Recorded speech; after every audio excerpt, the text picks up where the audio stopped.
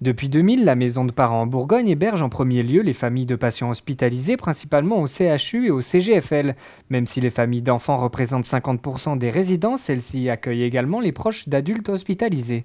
Deuxième mission, celle d'accueillir des personnes, là aussi adultes ou enfants, traitées en ambulatoire.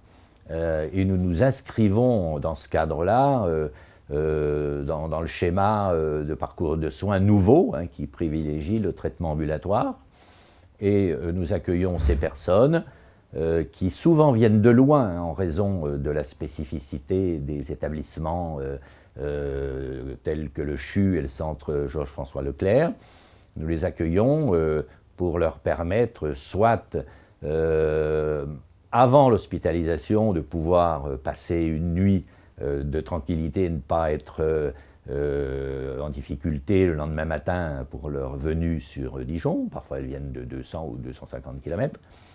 Ou nous les accueillons également à l'issue de l'hospitalisation de jour, avant qu'elles ne rentrent, cette fois le lendemain, dans leur foyer. Étroitement lié aux centres hospitaliers de Dijon, elle accueille généralement des personnes venant de la région ou des départements limitrophes. Il y a toutefois une petite part venant de 71 départements différents. Là, nous avons une fréquentation qui a cru de 15% par an environ depuis 2000, date de l'ouverture, à tel point que nous avons envisagé, et l'affaire est en cours puisque la construction vient de commencer, une extension de 20 chambres. Nous avons aujourd'hui 38 chambres et nous passerons à 58 chambres pour pouvoir répondre aux besoins, qu'ils soient le besoin des familles ou le besoin de personnes qu'on appelle, nous, résidents patients traités en ambulatoire. Donc ces 20 chambres supplémentaires, dont certaines seront équipées spécifiquement pour des enfants, mais le docteur Sandre l'évoquera, ces 20 chambres supplémentaires seront à disposition, disons, en mars 2016. Le concept de maison de parents est loin d'être nouveau. Il a été créé à partir du constat que les nouveau-nés hospitalisés présentent des troubles du développement et que la présence des parents était un facteur important de guérison. Alors, nous recevons à la maison de parents beaucoup donc, de parents et plus spécifiquement de mamans qui ont eu des grossesses difficiles, un accouchement très souvent prématuré. Le bébé donc est hospitalisé soit en réanimation, soit en médecine néonatale, pendant souvent des périodes très longues. Et la maison de parents donc, va offrir à cette maman la possibilité de rester auprès de son bébé, de le voir autant de fois qu'elle le souhaite et qu'elle le peut.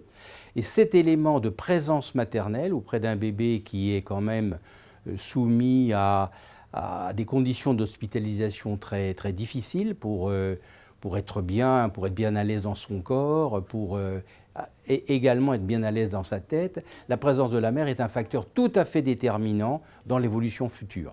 C'est ce qu'on appelle, nous, la construction du lien mère-enfant.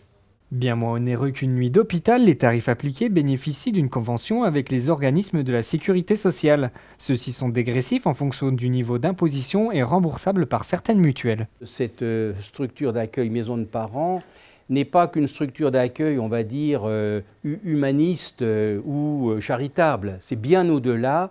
Cette structure s'inscrit vraiment dans les soins, puisqu'elle permet quand même de prévenir des troubles qui peuvent être très sévères chez le tout petit bébé hospitalisé, donc des troubles dans son développement futur. Et en ce qui concerne les grands enfants, ça leur permet quand même, cet appui parental leur permet de dépasser, de surmonter les épreuves d'hospitalisation et de soins très lourds. Et peut-être même, ça participe en partie à la guérison. Une réaction? Un témoignage? Commentez ce reportage sur dijonsanté.fr.